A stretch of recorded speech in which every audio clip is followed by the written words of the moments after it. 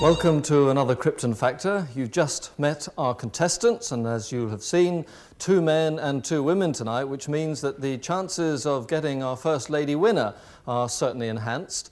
And very shortly, the points will start clicking up on this scoreboard as we begin to build our contestants' Krypton Factors through 5 rounds. And the person who finishes with the highest Krypton Factor will, of course, get another of our semi-final places. So we begin, as always, with the intelligence section. The area we're looking at this time is one that we have touched on before, but there is an added complication tonight.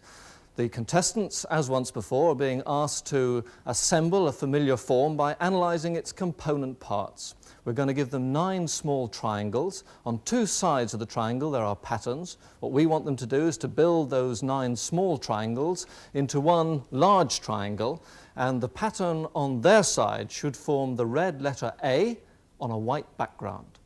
So contestants, would you like to step down now to your positions? The psychologist who devised this test has set a target time of 2 minutes, and whoever finishes it correctly in the fastest time will get the maximum 10 points. So speed and accuracy are all important, but if you haven't completed the triangle by the time the buzzer sounds, you will still be marked for the progress that you've made. So if you've got all that, are you all ready? Then go!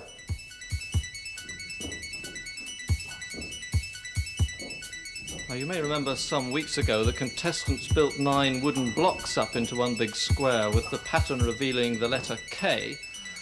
This is very similar, though perhaps more difficult, because with a square you could choose to build in different ways. Here, because of the awkward shape of those triangles, you really can do it just one way, and that's to complete the bottom row and build up from there.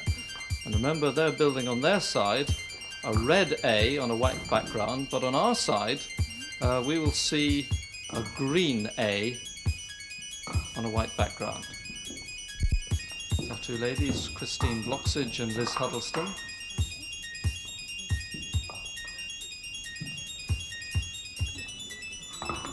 Now, Damien Deus there on the left seems to have got something going for him. He's got the bottom row. Now that looks more interesting. There's somebody well on the way now. That is Bill Ryan, and Bill Ryan makes it. He's home first. Once you get that bottom row, you're well on the way, and that's what Bill Ryan discovered. He finishes first, so he'll get the 10 points. The battle is now on for 2nd place. And there's Liz Huddleston, who's getting very close to finishing. She's got a few problems just on the left-hand side as we look at it. I think possibly something wrong at the very base of the A. It's very close to an A, but it's not quite right, actually. But I think she's seen the light.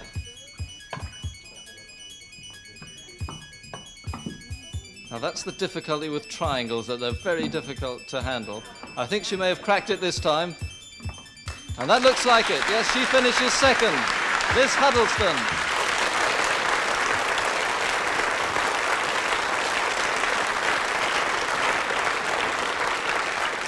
Well, that was the buzzer, and as our contestants now relax, we'll award the points. And clearly Bill Ryan finished that the fastest, and so he gets 10 points. 2nd to finish was Liz Huddleston, so it's 6 points to you. And then with that unorthodox finish was Damien Deus, so he gets 4 points. And Christine Bloxage, so close to finishing, but just not quite making it, 2 points to you.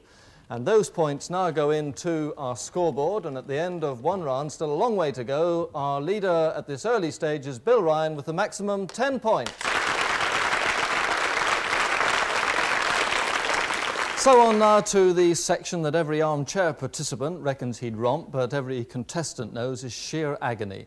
That means physical ability and, of course, our assault course. And it's important to remember what it was designed for, not to measure strength, but to test agility, coordination, stamina and balance. So let's see what qualities of those emerge from our contestants as we join them now on the starting line. So there's the course designed to test stamina, agility, coordination and balance. Well, so far in the Krypton Factor we haven't had a woman in 1st or 2nd place, so that may change in this race because we have 2 women, of course, in it. And let's now look at how the handicap affects both those 2 ladies and the 2 gentlemen. In lane 1 is Liz Huddleston, age 45, and she has a 74-yard advantage, so she is ahead of the first obstacle.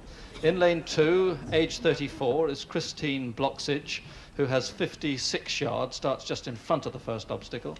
In lane 3, 33-year-old William Ryan, who has 6 yards over the man in lane 4, who's Damien Deus, aged 30. So that's the lineup. We're now ready for the start, and the starter, as always, Captain Don Glynn from the Army. Competitors, take your marks.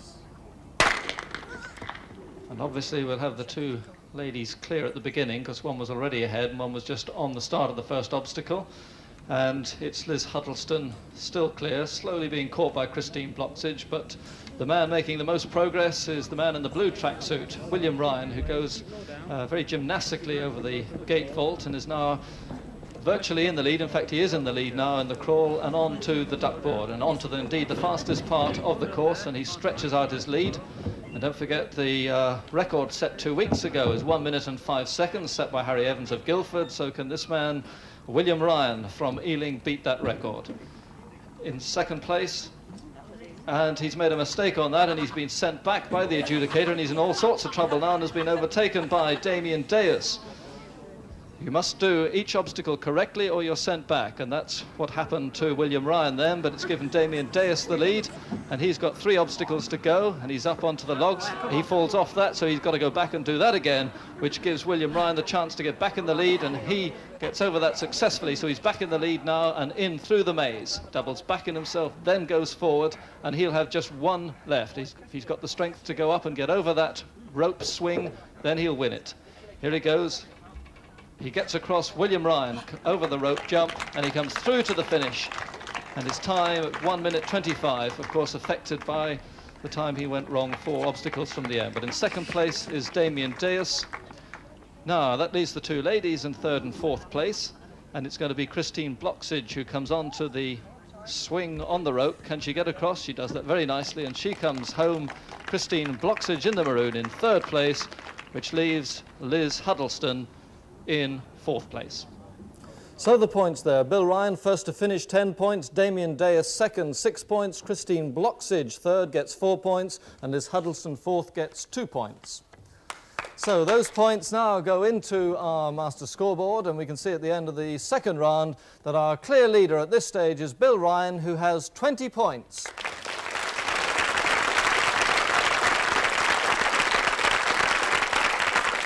So 2 sections completed, 3 to go as we go on now to the personality section. And as in previous weeks, our competitors here were given a subject as they checked into a hotel for the night. They had to write a short, witty script on that subject. And then the next morning, they were given just 1 chance to sell it to the camera. And the subject we gave them this time was to write a psychiatrist's report on any well-known cartoon or puppet character.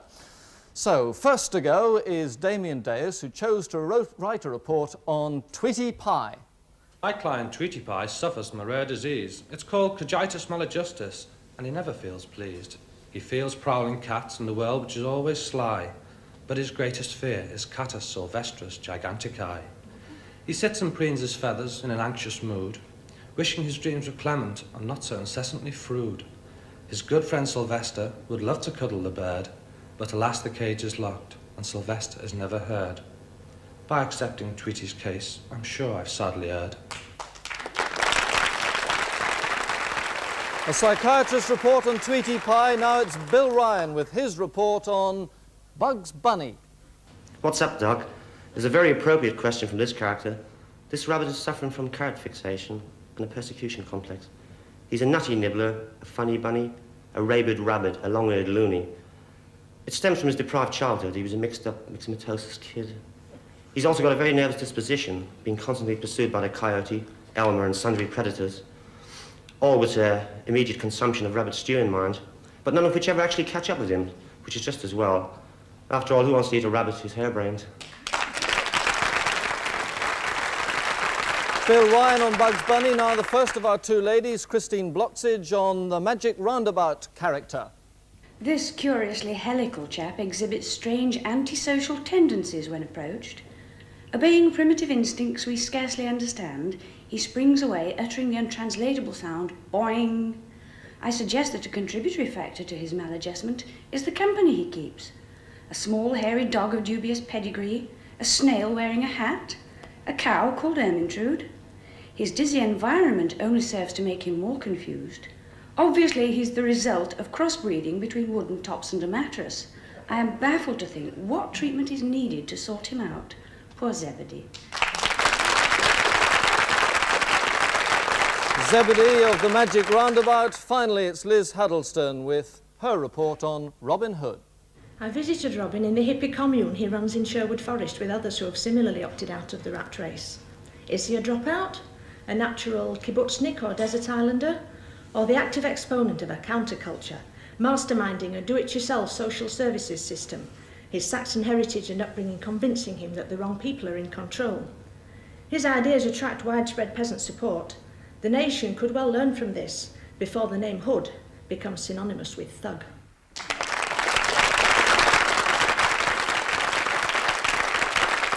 Now you've seen all four of our psychiatrists' reports, time for judging, and this is where the public, as always, play their part. Those recordings you've just seen were taken out to towns throughout Great Britain by the Scantel Market Research Organisation, and a cross-section of the public were asked to look at them, as you've just done, and judge them for their wit, originality and presentation. So here now are the results of our personality section as decided by the public. 38% thought Liz Huddleston was best, 10 points for Robin Hood. 26% chose Damien Deus, 6 points for Tweety Pie. 22% went for Christine Bloxage, 4 points for Zebedee. 14% chose Bill Ryan, 2 points for Bugs Bunny. So let's now put those scores into our master scoreboard. And now we can see that closing situation, Liz Huddleston has 18 points, closed the gap, but Bill Ryan is still the leader with 22 points.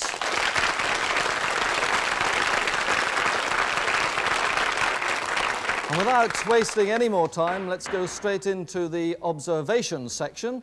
And as always, a clip of film, and afterwards 3 questions each for our contestants, and after that, an even more demanding piece. So, contestants, would you now like to turn, look at your screens, and this week's film clip is coming up, so watch very carefully because it's coming up now.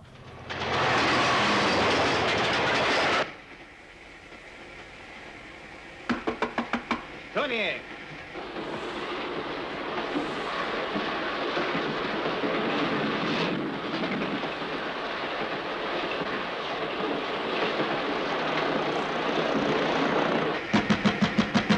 All right, Tony, that's long enough.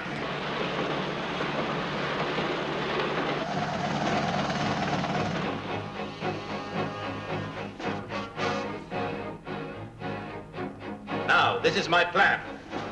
Step number 1, I will recruit the world's greatest criminal mind. Step number 2, I will build an organization so sinister, so powerful, that by comparison, the Cosa Nostra will seem like the Vienna Boys' Choir. Here is the list. But half of these men are in prison. We'll get them out. Impossible. I'll bet you 20 million francs it isn't. Why would I get 20 million francs? I thought you'd ask that. Step number 3. Next Thursday at precisely 2 p.m., you and 6 men will enter the main branch of the Paris Credit Bank. This afternoon at approximately 5 minutes to 5 o'clock, 3 men dressed in building maintenance uniforms entered and robbed the Paris Credit Bank. Now then, what do we know?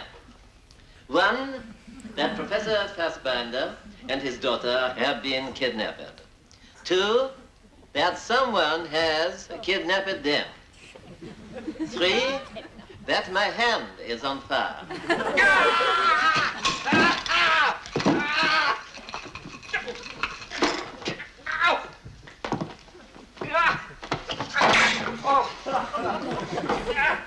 Gentlemen, what's going on? Oh, good afternoon, sir. Inspector Clouseau has been interrogating the staff. Inspector Clouseau, Superintendent Quinlan. Oh, Inspector. Superintendent. Why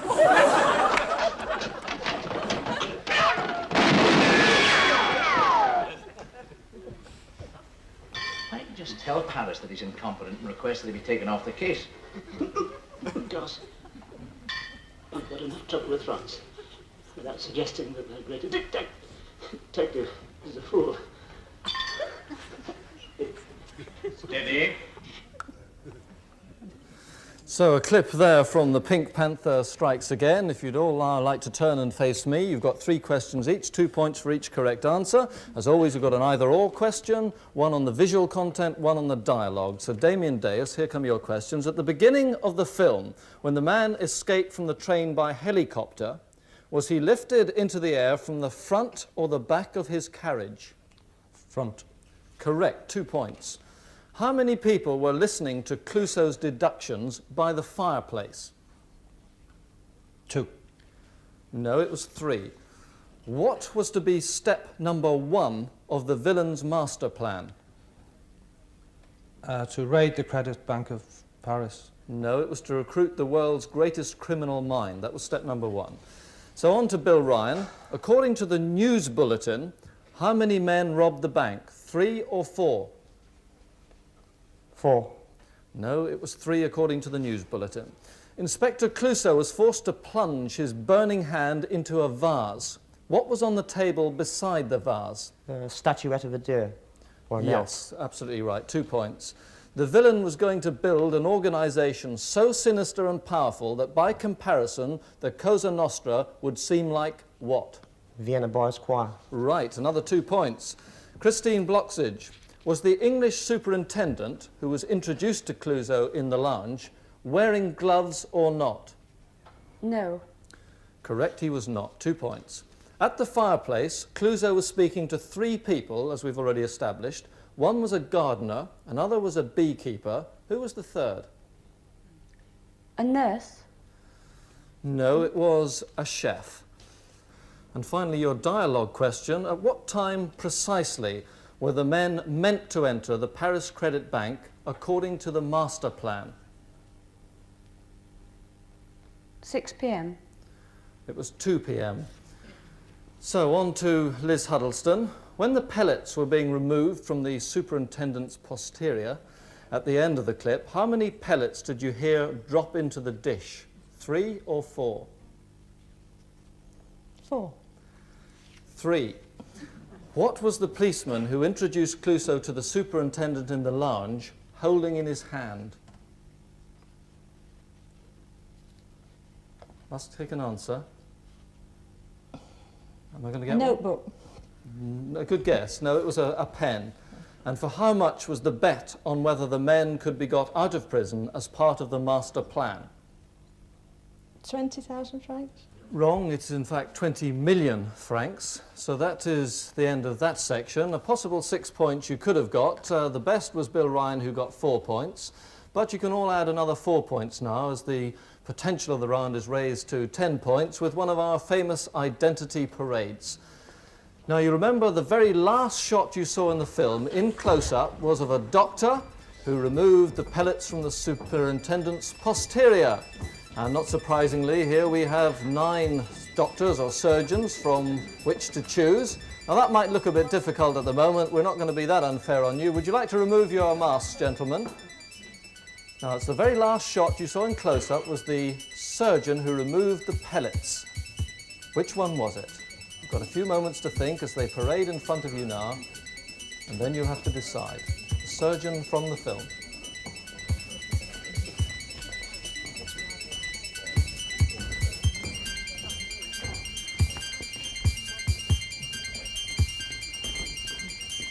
So as they line up for the last time, have a last look. You've got your indicator panels on your laps. In a moment, I'll ask you to press the number that you think corresponds with the number of the surgeon here that you feel was in that film. So your last look, when I give the word, press the number. Are you ready? Will you press the number now? Right, you've all made your choice. Let's see who you've taken. Damien Deus has gone for surgeon number 9. Would he step forward, please? Bill Ryan has gone for number 3. Would he step forward, please? Christine Bloxage has taken number 4. Would he come forward, please? And Liz Huddleston selected number 8. Would he come forward, please? So there are the 4 choices. Which of them is right, if any? Could I now ask the surgeon in that film to make himself known to us? Right, it's surgeon number 3, Guy Standeven.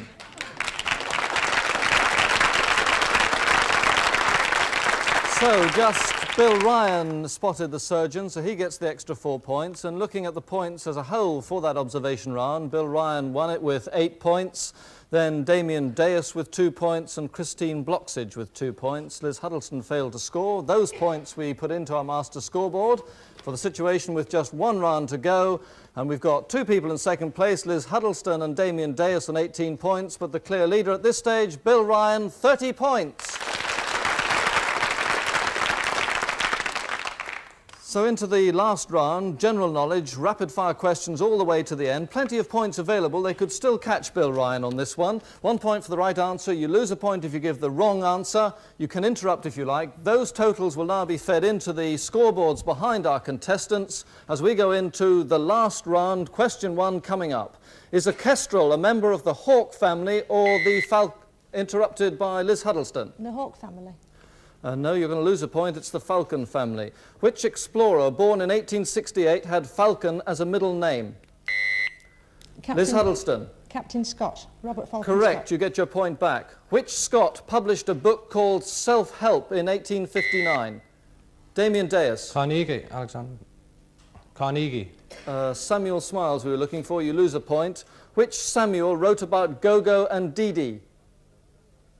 The answer, Samuel Beckett. Who called another Beckett this turbulent... Interrupted by Damien Deus. Henry II. Correct, 1 point. Whereabouts in London will you find the Henry VII Chapel? Damien Deus. Westminster Abbey. Correct. Which composer became an abbé after 18... Interrupted by Liz Huddleston. Franz Liszt. Franz Liszt, correct. Who sang I've Got a Little List, I've Got a Little List? Interrupted by Liz Huddleston. The Lord High Executioner in Mikado. Correct. Who was executed at Charleston, Virginia in 1859 for treason and leading slaves? Damien Deus. John Brown. 1 point. Thomas Brown wrote in a doggerel verse that he did not love a certain doctor. Who? Christine Bloxage. Dr. Fell. Right. Which doctor fell into a puddle right up? Foster. Damien Deus. Dr. Foster. Correct. What were the forenames of E.M. Forster? Answer, Edward Morgan. Which legendary king was the brother of the enchantress Morgan Le Fay? Christine Bloxage. King Arthur. Correct. Arthur's seat is a hill. Where? Damien Deus. Edinburgh Castle. Correct. Who was the Duke of Edinburgh's father? Christine Bloxage. Prince Andrew of Correct. Greece. Which prince gave his name to a watch chain? Bill Ryan. Albert. Prince Albert, correct. What was the poetic fate of Albert Ramsbottom at Blackpool? Interrupted by Christine Bloxage. Eaten by a lion. Correct, swallowed by a lion. Which hero wore the skin of the Nemean lion? Damien Deus. Hercules. Correct. And with less than a minute to go, it's Bill Ryan on 31, and nearest to him is Damien Deus with 23. Hercule Poirot makes... Interrupted very quickly by Christine Bloxage. Belgian detective. No, I was going to ask you who made his first appearance in which Agatha Christie novel. The answer was The Mysterious Affair at Styles. You lose a point. Since Simeon Stylites made his home where? Liz Huddleston. On top of a pillar. Correct. Who was put in the pillory in 1702 for his pamphlet? Interrupted there by Damien Deus. Daniel Defoe. Daniel Defoe, correct. Daniel was a hit record for which singer? Interrupted by Elton Damien John. Deus. Elton John. Elton John, correct. What branch of the biological sciences was virtually founded by Charles Elton? The buzzer goes, no one answers. The answer was ecology, but that is the end of the round, and indeed tonight's contest, which means that our winner tonight with a Krypton Factor of 31 is Bill Ryan.